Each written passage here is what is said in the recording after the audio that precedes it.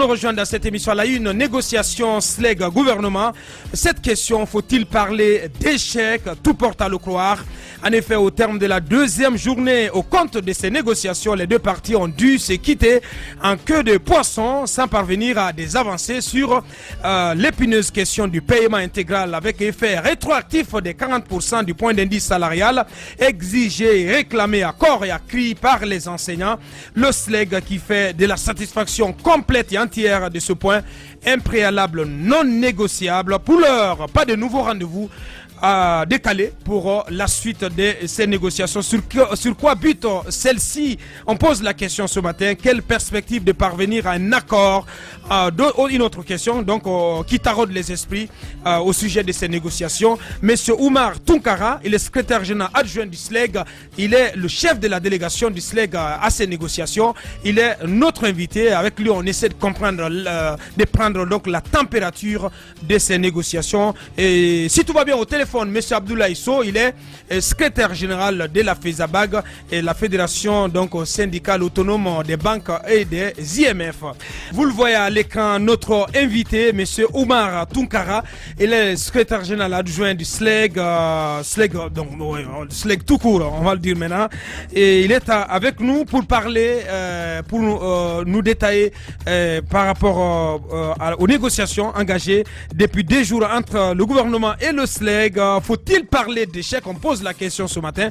Tout porte à le croire. En effet, au terme de la deuxième journée, au compte de ces négociations, les deux parties ont dû se quitter en queue de poisson sans parvenir à des avancées sur l'épineuse question du paiement intégral avec effet rétroactif des 40% du point d'indice salarial exigé et réclamé à corps et à cri par les enseignants. Le SLEG qui fait de la satisfaction entière et complète de ce point impréalable non négociable. On essaye d'en savoir plus avec notre invité qui s'est déjà installé dans ce studio. Avant de donner la parole, quelques réactions très rapidement qui nous sont parvenues à la pause. Déjà un point de résolu, un pan de l'autre concédé aux syndicalistes, en l'occurrence sur la rétroactivité de la mesure des 40%. C'est ce que vous appelez échec, mais encore c'est une démarche basique de la part de l'art de la négociation que de marquer des plages pour donner à chaque partie le temps de la réflexion. Nous souhaitons certes tous la reprise de l'école, mais ne jetons pas le bébé avec l'eau du bain. C'est en bas Zachary Minimono qui nous suit à la radio, qui nous envoie ce message.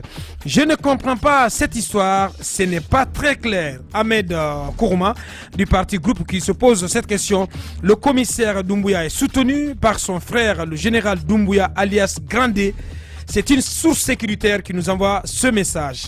On poursuit avec ses auditeurs. Bonjour Aboubakar. C'est Salenko de Symphonia. Les négociations entre SLEG et gouvernement ne pourront aboutir aussi vite. Les positions restent trop dures et je vois mal comment une solution rapide pourra être trouvée. Vivement l'école guinéenne. C'est Salenko, donc un fidèle auditeur qui nous envoie ce message. Bonjour les GG, je suis déçu de voir que lundi encore les enfants des pauvres continueront à rester à la maison.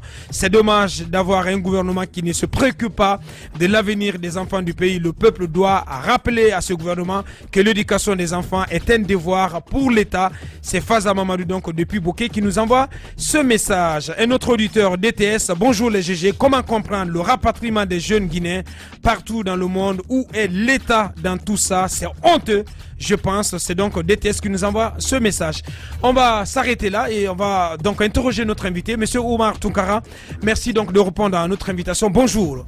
Bonjour, messieurs les journalistes. Bienvenue dans cette émission. Merci de m'avoir invité. Merci pour la qualité de votre prestation. Merci pour tout ce que vous faites pour relayer la bonne information en temps utile à tout le peuple de Guinée et d'ailleurs. Bien, vous êtes l'adjoint de Souma et c'est vous qui êtes le chef de la délégation du SLEG. Donc c'est vous qui conduisez les négociations au nom du SLEG au Palais du Peuple. Après 2 jours de négociations, quel sentiment vous anime? Vous êtes déçu ou bien vous êtes optimiste pour la suite ou bien et vous pensez que voilà, tout est perdu, que la cause est déjà perdue? Bien, je ne suis ni optimiste ni pessimiste. Je suis partagé entre le réalisme et l'objectivité. Il n'y a pas, pour le moment on peut dire, il n'y a ni échec ni réussite. Les négociations se poursuivent. La seule chose qu'il faut remarquer, nous qui sommes chargés de la négociation, et moi qui suis le président de la négociation, nous sommes porteurs d'un message de tous les enseignants guinéens. Les 40% ne sont pas négociables. Je ne vous apprends rien, vous savez, le suffixe able, qu'est-ce que ça veut dire? Qu'il n'y a pas de possibilité de négocier. C'est un montant qu'on nous a amputé, indûment, injustement, illégalement. Les grandes gueules. Qu'on a acquis depuis 2007. Un vieil acquis de 11 ans, on ne peut pas nous le retirer et qu'on se taise. Donc, remettre ces 40% là, c'est un préalable non négociable. Il faut absolument, obligatoirement, vaille que vaille, bon gré, mal gré, que le gouvernement ajoute les 40% là pour que nous puissions partir en casse. Déjà 10% ont été libérés en fin février. On a appris hier que le gouvernement aurait porté ses efforts, aurait rajouté 20% supplémentaires. Donc ce qui porterait les efforts du gouvernement à 30%. Est-ce que cette information est vérifiée? Est-ce que cette proposition a été faite par le gouvernement à l'occasion, au cours des négociations hier? Je viens de l'apprendre avec vous. Moi, je suis le président de la commission de négociation. Personne ne m'a dit que 20% sont ajoutés aux 10%. Et même les 10% qui ont été donnés n'ont pas connu de rétroactivité. Parce que le rappel doit faire octobre, novembre, décembre et janvier. Donc la nouvelle là, c'est avec vous que je l'ai apprise. Et c'est moi qui suis le président de la commission de négociation. C'est que je sais, pendant les 2 jours, les gens ont donné des théories sur la situation économique du pays. Le Fonds monétaire international doit venir. Il y a ceci ou cela. Nous, notre problème, ce n'est pas...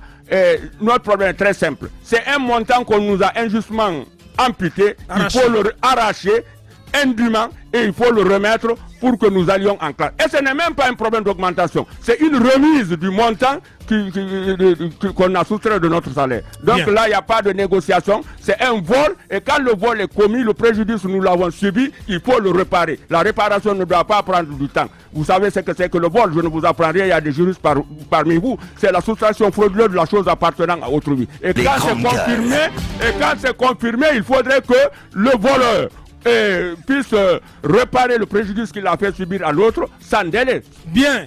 Monsieur Oumar Tounkara, secrétaire général adjoint du SLEG, vous l'entendez, il est notre invité. Allez-y, Antoine.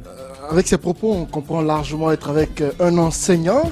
Alors, vous dites ne pas bouger sur votre position, notamment par rapport à ces 40%. Oui. Est-ce qu'à cette allure, on ne dirait pas que la mauvaise foi vient de vous? Parce que quelque part, suivez la question, on a entendu Thibou Camara de l'autre côté qui a affirmé pour le cas de Souma, notamment par rapport à son salaire, ça a été levé. Le gouvernement prend en compte le cas des retraités. Il y a une flexibilité de leur côté. Pourquoi à votre niveau, vous n'en ferez pas autant? Vous savez, la façon de voir un objet dépend de la position de l'observateur. Ceux qui sont du côté gouvernement ont leur lecture de la chose. Nous qui sommes les victimes, les malheureuses victimes, les éternelles victimes, nous avons notre lecture. Que M. Thibou Camara soit de bonne foi pour nous dire, pour faire des concessions en levant le salaire du camarade Abakar Souma suspendu, les membres du gouvernement, nous disons merci, mais c'est un droit. Dans aucun pays normal, on ne peut suspendre le salaire d'un syndicaliste pour faire de grève. Le salaire est sacré. Et ce salaire-là, il n'est même pas un salaire, c'est une prime. Quand le salaire est sacré, on ne doit pas le désacraliser. Donc Abakar Souma, c'est un droit qu'il a reçu et qu'ils ont confisqué pendant 5 mois. Imaginez-vous, vous avez un salaire. Le salaire est par définition, c'est la consommation plus l'épargne. Le salaire est déjà faible. Nous qui avons un salaire, ce salaire-là n'arrive même pas à nous suffire. Qu'on prive quelqu'un de son salaire pendant 5 mois et qu'on le remette, vous voulez qu'on applaudisse pour ça? Ce n'est qu'une réparation d'un préjudice subi. Encore une fois, c'est une avancée maigre, minime. Mafoudia. De vos réclamations, de vos revendications. Nos revendications. Ça faisait partie. C'est un des points. C'est l'un des points de revendication. C'est le tout premier point. Donc, il est évacué aujourd'hui. C'est évacué. Bien. Nous disons pas un grand merci, un petit merci à tous ceux qui ont fait ça. Merci beaucoup. Mafoudia. Sur les 40%, c'est un acquis, vous insistez sur ça, d'accord, on est d'accord avec vous. Mais après, si on vous demandait de réfléchir ou d'évaluer la proposition de l'État ou bien d'expliquer ce que l'État vous propose, les raisons que l'État met sur table, est-ce que vous comprenez déjà les raisons avancées quand il parle des contraintes avec justement les partenaires? Est-ce que vous les comprenez de ce côté? Vous savez, nous ne sommes pas des aveugles. Nous n'avons pas l'intention que cette grève-là perdure. Mais quand les théories émises les propos rapportés ne nous satisfont pas, nous avons le droit de réagir. La Guinée, on peut avoir les 40% là, compte tenu du fait que la situation économique est bonne. Tous les services fonctionnent à plein temps. Le port, l'aéroport, les impôts, la douane, les taxes, les sociétés de téléphonie, les petites et moyennes entreprises, les petites et moyennes industries, les sociétés minières, les dons, les legs, les subventions et que sais-je. Les grandes gueules. Où vont ces montants colossaux? Pourquoi ne nous donnerait-on pas notre droit? Encore une fois, notre position, ce n'est pas un manque de patriotisme. Nous aimons les élèves plus que tous les Guinéens. C'est nous qui leur donnons les cours, c'est nous qui les enseignons, c'est nous qui les éduquons, c'est nous qui les évaluons. Nous sommes les premiers nous sommes les premiers à nous lever et les derniers à nous coucher. À cause de qui? Qui peut nous dire quoi? C'est nous qui aimons les élèves. Si vous êtes tous là, aujourd'hui toute la Guinée est fière de vous, journalistes qui êtes là. C'est parce que vous avez eu des bons enseignants. Absolument. Donc l'éducation n'a pas de prix, la formation n'a pas de prix. Et l'autre disait que le niveau de développement d'un pays est égal au savoir de sa population. Ça veut dire qu'au lieu d'accorder de l'importance à des choses futiles, à la politique, à la culture, à l'art, à la danse, à la musique, que sais-je, il faut s'intéresser à l'enseignant. Et que je suis désolé d'entendre les parents de leur poser l'éternelle question: quand est-ce que nos enfants iront à l'école? Au lieu de se poser la question quand est-ce que nos enfants doivent aller à l'école, ils doivent se poser la question: est-ce que le gouvernement a réglé le problème, la requête, la revendication des enseignants? Et aller vers qui de droit le gouvernement pourrait dire: attention, la formation n'a pas de prix, l'éducation n'a pas de prix, la paix n'a pas de prix, veuillez régler le problème des enseignants là pour qu'on aille, pour que nos enfants aillent à l'école. Au lieu de jeter l'opprobre, l'anathème, le discrédit, nous prendre pour des apatrides, des perturbateurs. Non, notre mission régalienne, c'est d'enseigner les élèves, préparer l'avenir de demain, d'aujourd'hui et de demain. Donc la grève continue. La grève continue tant que nos revendications ne sont pas satisfaites. Et nous demandons aux enseignants de rester à la maison tant que le général Abaka Souma ne fera pas une déclaration demandant aux uns et aux autres d'aller en classe. La grève est maintenue et la grève et les négociations vont concomitamment. Bien, monsieur Oumar Les grandes Tounkara, gueules. qui a le verbe haut, il faut le dire. Il est secrétaire général adjoint du SLEG, ces enseignants qui sont encore très en colère. Et donc, une sortie de crise, ce n'est pas pour 12 heures. Hein, justement, moi j'aimerais vous poser une question, puisque la pierre d'achoppement reste toujours cette fameuse question des 10-30. Oui. Alors, est-ce qu'aujourd'hui, par exemple, une proposition qui vous serait faite allant dans le sens d'un autre échelonnement, plus rapproché. Plus rapproché, au lieu d'attendre 2 ans, mais par exemple sur l'année, pourrait, si vous voulez, avoir votre assentiment? Très bien. Vous savez, il y a un déficit de confiance entre les enseignants et les dirigeants. Les religieux se sont impliqués, on nous a demandé d'observer un moratoire de 2 mois. Nous sommes des Guinéens, nous sommes des citoyens, nous sommes avant tout des citoyens avant d'être des enseignants. Nous avons besoin que les élèves aillent en classe. Nous-mêmes, nous avons marre de ces grèves perlées à répétition, de ces grèves suspendues au prix sans quelque chose. Nous avons observé 2 mois de trêve, à savoir les mois de décembre et les mois de janvier, par l'intervention des religieux. Ces 2 mois de trêve n'ont donné rien. Donc c'est une grève qui couvre depuis octobre. Si l'État a la volonté, le gouvernement a la volonté de répondre à nos revendications, je crois que c'est des choses faites. Donc nous n'allons pas sacrifier notre intérêt en observant de trêve en trêve. De compromis en compromis, on va aboutir à la compromission. Donc il n'est pas question, c'est un préalable indiscutable. S'il y avait la confiance, on aurait dû patienter. Mais nous savons plus, nous attendons plus, les stratégies seront montées pour faire capoter la chose. Vous êtes quand même sensible à la situation, à la paralysie dans les écoles, ces enfants qui ne vont pas à l'école, mais aussi et tous les effets collatéraux, les cas de mort et les violences qui sont enregistrées par endroits dans le pays. Il y a de la tension dans beaucoup de villes de notre pays à cause de cette situation de grève. Est-ce que vous êtes sensible à tout ça? Est-ce que votre cœur vous parle? Vous savez, les enseignants, c'est les êtres les plus sensibles. Ce n'est pas de l'acier qu'on a à la place du cœur. Nous sommes des humains. Tout ce qui est humain nous intéresse. Mais ce qui nous intéresse, c'est surtout la paix en Guinée. Mais la paix est un comportement. La paix a un prix. Disait le président Oufette-Boigny. La paix n'est pas un mot, c'est un comportement. Celui qui ampute, qui vole indûment un salaire, et celui qui dit remettez le salaire pour que je fasse le travail pour lequel je suis là, qui aime la paix, qui aime la guerre. La paix est un préalable. Et le préalable de la paix, c'est la justice, la répartition des richesses nationales au profit de tous les Guinéens. Nous n'allons pas continuer à être les éternels perdants. On nous pompe les oreilles avec des mots. Vous êtes le socle, le moteur, le modèle, le miroir. Et vous êtes l'avenir de demain. Vous êtes des anges. L'homme ne se nourrit pas que de mots. On a besoin du bonheur. Le bonheur pour lequel on a tant lutté. Et qu'on nous a tant promis, et sans le réaliser, nous n'allons pas continuer à être bernés, trompés indéfiniment par l'autorité. Il faut que nous prenions notre destin en main pour transformer notre misère en bonheur. Le bonheur est un souhait commun, il faut que l'éducation... Et puis, nous sommes les messagers des enseignants. Quel que soit, même si l'État satisfaisait toutes les requêtes, toutes les conditions, nous n'avons pas qualité de lever la grève. Il faudrait qu'on se réfère à la base qui nous a mandatés. Nous sommes des messagers. Nous devons retourner. Des porte-voix, oui. Des porte-voix. Nous devons retourner, faire le compte rendu à la base, l'écouter dans sa réaction et transmettre cette réaction à l'autorité. Comme donc vous le constatez, pour le moment, c'est pas du tout, voilà, pas de perspective de sortie de crise. On va essayer de prendre l'avis de la FESABAG, parce que cette grève aussi a quelques impacts sur le secteur des banques. Qu'en pense la FESABAG? Son secrétaire général, M. Abdoulaye Sow, il est en direct dans cette émission. Les grandes gueules.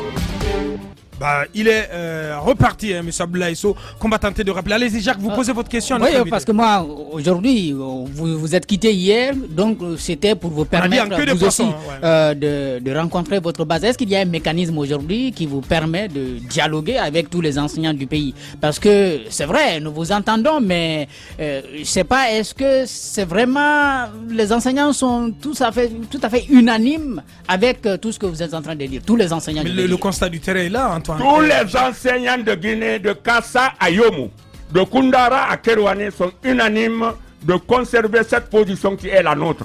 Nous ne sommes rien sans ces enseignants-là. Il y a un risque d'année blanche, M. Tounkara. Non, l'année blanche, il ne faut pas penser. Ne soyez pas trop pessimiste. Le gouvernement a les moyens. Il suffit qu'il y ait la volonté de résoudre ce problème-là pour qu'on le réserve. Samedi ou dimanche, lundi, on repart à l'école. Mais on n'acceptera pas les... Et ce que je veux dire aux parents, aux enseignants, c'est maintenant ou jamais. Il faudrait que nous prenions nos responsabilités. L'hésitation, le courage et la détermination sont de mise. Il faudrait que les enseignants restent à la maison et que les parents d'élèves, contrairement à ce que disent les autorités administratives, de garder les enfants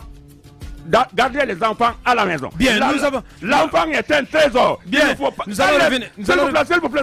Oui. Quand les enfants vont à l'école, il n'y a pas de professeur. Vous savez ce que cela veut dire. Vous avez été élève, je suis enseignant. Donc, il faut que les enfants gardent que les parents d'élèves gardent leurs enfants dans leur domicile jusqu'à ce que l'entente soit promise. C'est pédagogique, ça fait la paix. Stratégique Et puis vous parlez si nous ne regrettons pas ceux qui sont morts. Nous regrettons le chômage des élèves. Mais ceux qui sont morts, ce n'est pas Bakar qui a tué, ce n'est pas moi qui ai tué, ce n'est pas les syndicalistes qui ont tué, c'est le pouvoir qui a tué à travers ses forces de défense et de sécurité. Ce qui devrait être la solution constitue le problème. Monsieur Oumar Tounkara, secrétaire général adjoint du SLEG, qui est très remonté dans ce studio. Alors on repart sur le terrain. Nous avons M. Abdoulaye Sow, qui est le secrétaire général de la FESABAG.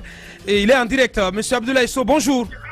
Oui, bonjour. Bienvenue dans cette émission. Alors, vous suivez cette actualité. Qu'en pensez-vous au regard de ce qui se passe et des négociations qui, pour le moment, achoppent sur le paiement intégral des 40% du salaire indiciaire? D'abord, je voudrais vous remercier de m'avoir tendu le micro. Et je vais dire que c'est une préoccupation majeure aujourd'hui pour tout le peuple de Guinée et pour la FESABAG en particulier, parce que nous gérons les banques. Et aujourd'hui, nos travailleurs, la plupart viennent difficilement au travail. Nos banques sont en insécurité permanente.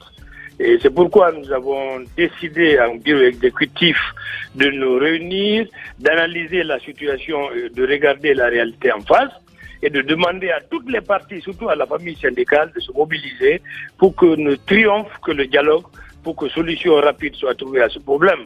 Parce que quoi qu'on fasse aujourd'hui, quoi qu'on dise, on finira autour de la table pour échanger autour de sujets aussi importants et trouver des solutions idoines. Nous avons salué le fait que le chef de l'État prenne cette décision de recevoir notre camarade Aboubacar Souma, qui, quoi qu'on dise, est de la famille syndicale et aujourd'hui est dans une situation où il est écouté par la base au niveau du secteur de l'éducation. Donc, l'appel que nous lançons, c'est que toute la famille syndicale aujourd'hui œuvre à ce qu'une solution rapide soit trouvée à ce problème. Et les autorités aussi doivent faire une lecture de la réalité en face et trouver une solution qui s'y est. Voilà ce que je pense. Bien, Monsieur Abdoulaye Sow, secrétaire général de la FESABAC, est-ce que vous comprenez le jusqu'au boutisme du SLEG qui tient mordicus à la satisfaction d'abord intégrale du point portant sur les 40%? Il s'agit d'une revendication et toute revendication, quelle qu'elle soit, doit être examinée avec munitie, avec responsabilité, et pour que ça n'affecte pas la vie économique et sociale de notre pays. On peut négocier avec lui. Et la table permet d'échanger, de trouver des solutions qui satisfassent toutes les parties. Et il faut cela. Oui, mais c'est ce qui est en cours, c'est ce qui est en cours depuis 2 jours. Mais oui, apparemment, les lignes ne bougent pas, M. Sow. Il faut que les lignes bougent. Il faut que l'État prenne sa responsabilité pour que les lignes bougent. C'est l'État qui doit prendre des dispositions pour que les lignes bougent, parce que nous regardons tous aujourd'hui comment les choses se passent. Donc, pour éviter que ça s'enlise et qu'on ait une année blanche, il faudrait coûte que coûte qu'on trouve une solution autour de la table et le plus rapidement possible. Monsieur Abdoulaye Sow, secrétaire général de la FESABAC, il était en direct dans cette émission. Merci, Monsieur Sow, merci d'avoir répondu à nos questions. Merci à vous. Bien. On vient de l'écouter, Monsieur Sow. Vous avez écouté Monsieur Abdoulaye Sow, que vous connaissez forcément. Il est syndicaliste comme vous. Il est secrétaire général de la FESABAC. Il est aussi de l'USTG. Comment vous jugez sa position par rapport à cette grève? C'est une position pleine de sagesse. La grève est engagée pour amener le gouvernement à négocier. Mais la négociation doit se passer de façon très franche, très loyale, très sincère, sans coup bas. Nous nous demandons les 40%. Pourquoi nous tenons... Qu'est-ce que vous appelez sans coup bas? C'est-à-dire qu'on ne nous promette pas et pour que la reprise soit faite, après qu'on nous berne comme on a l'habitude de nous berner indéfiniment. Bien, Mafoudia. Vous vous quittez, on ne sait pas si les négociations vont se poursuivre ou pas. Qu'est-ce qui a été dit? Est-ce que vous allez vous retrouver? Parce que pour le moment, on a l'impression que non. Non, les négociations continuent parce que toute la Guinée nous regarde. On n'a aucune nouvelle date? Non, c'est l'État, c'est le représentant le médiateur, le ministre Tibou Kamara et le ministre Cheikh Talibi, plus les religieux qui doivent nous convoquer. Vous savez, les négociations sont toujours possibles. On n'a pas fermé la porte, mais nous allons nous retrouver. Ils vont nous proposer. Parce que ce ne sont pas seulement les 40%. Il y a aussi les 8 millions. Absolument. Mais à partir du moment où payer un montant indûment arraché, 40%, ça pose problème. Si les 8 millions, vous savez, ça va être 1000 problèmes. Donc, il y a un déficit de confiance. C'est pour cela que les enseignants nous téléphonent de partout. Même à l'heure là, si je vous passe mon téléphone, vous allez voir au moins 200 appels ce matin-là. Tenez bien. Parce qu'il y a un déficit. On nous a trompé 1 fois, 2 fois, 3 fois, 4 fois. Nous n'avons pas été à l'école un dimanche, on a été à l'école un lundi. Nous avons à faire la différence entre le faux, le vrai et le vraisemblable. Eh bien, allez Antoine pour clore. Alors peut-être, je veux parler un peu de quelques raisons pour lesquelles cette crise perdure, notamment du ministre Kao Kare qui a fait une sortie récemment hier. Mais ça me tient à cœur parce que qu'est-ce qu'il a dit? Pour moi, c'est un scandale. C'est de la part du ministre. Il doit tout de suite s'excuser parce que, à mon avis, c'est une contre-vérité qui ne se doit pas. Le ministre, dans ses propos, estime qu'il aurait pu résoudre cette crise si on avait permis de causer avec Souma. Mais j'estime que Kao Kare fait partie de ceux-là qui ont enlisé la crise. Il fait partie de ceux-là à cause de qui la crise perdure. On se rappelle encore de ses agissements lors de la première grève en novembre 2017. Des nombreuses agitations en vue de disloquer le syndicat. Les nombreux comportements ou sorties médiatiques, parfois ethnocentristes ou parfois de nature à saper cette grève. Et donc, j'estime que si Kao Kare estime qu'il n'a pas eu l'autorisation du président d'agir, à mon avis, c'est un propos que doit retirer le ministre Kaokari parce que il fait partie de ceux. Mais si, il doit s'excuser pour cela parce que pour moi, il fait partie des businessmen de la crise. Bien. Il fait partie de ceux-là qui, Antoine. à cause de qui la crise Antoine, et tu auras tout, ce n'est pas, ce n'est pas une première. Tu auras tout le temps mardi de pousser ton coup de gueule. Ça me choque que Kaokari fasse cette sortie. Bien, Antoine, s'il te plaît. Oui, Mafoudi Awa, pour en terminer complètement, en 30 secondes, oui. 30 secondes, monsieur. Je voudrais quand même que vous nous dites un mot sur la condition jugée souvent misérable des professeurs, des enseignants. Et comment est-ce que vous vivez les salaires que vous avez déjà au quotidien? Comment vous gérez? Et finalement, peut-être vous adresser à la Guinée enseignante. Et par respect à la profession, je ne veux pas décrire toutes les conditions. Mais nous gérons la pauvreté au quotidien. Nous gérons la pauvreté au quotidien, la misère. On vit dans la pauvreté absolue. Quelqu'un qui a fait 43 ans de service, l'autre jour, vous l'avez sorti à la télévision. Son logement, vraiment, on dirait le logement d'un dévin. Il n'y a rien de confort. Nous n'avons jamais connu le bonheur. Et je souhaite que le bonheur pour lequel on a tant lutté, auquel on a droit, qu'on le connaisse maintenant dans nos familles et dans nos mains. Je demanderai au peuple de Guinée de faire confiance aux syndicats. Nous sommes des citoyens. Nous allons œuvrer pour la paix, mais en réclamant nos droits. Donc, que chacun compte sur nous. Et nous demandons à l'État d'être diligent dans la solution de ce problème. Parce que gouverner, c'est prévoir. Au lieu de remédier à des catastrophes, mieux vaut faire en sorte qu'il n'y ait pas de catastrophe. Bien. On dit, accepte la peine qui te délivrera d'une peine plus grande, fuis la peine qui n'amène aucun plaisir, fuis le plaisir qui te fait perdre un plaisir plus grand. La Guinée, les syndicalistes, le gouvernement, les parents d'élèves, les élèves, chacun de nous doit aller vers ce gouvernement pour lui dire halte, payer l'argent de nos professeurs pour que nous allions en classe. Mais malheureusement, au lieu que cela ne soit ainsi, ils sont en train de diaboliser Aboubakar, de diaboliser le syndicat, le SLEG, alors que nous sommes l'émanation de tous les enseignants guinéens des 33 préfectures, des 5 communes et du bureau exécutif, ceux qui partagent la même philosophie qu'Abakar Souma. Encore une fois, je dis aux enseignants, la grève continue tant que nos revendications ne sont pas satisfaites. Aux parents d'élèves de garder leurs enfants à la maison. Aux enseignants, merci pour avoir observé le mot d'ordre de grève sur le terrain, malgré les agissements de certains démagogues, des zélés qui n'ont pour mission que de remplir leur compte bancaire, leur poche. Et ils ont su que le SLEG est le syndicat qui répond aux aspirations des enseignants. C'est pour cela que nous avons ce soutien massif, ce soutien inconditionnel qui fait de nous ce que nous sommes aujourd'hui. Merci à Espace pour tout ce que vous faites, pour relayer la bonne information, la vraie information en toute objectivité, en toute impartialité. Que Dieu fasse que vous grandissiez davantage et que vous ayez mille bonheurs. Amen.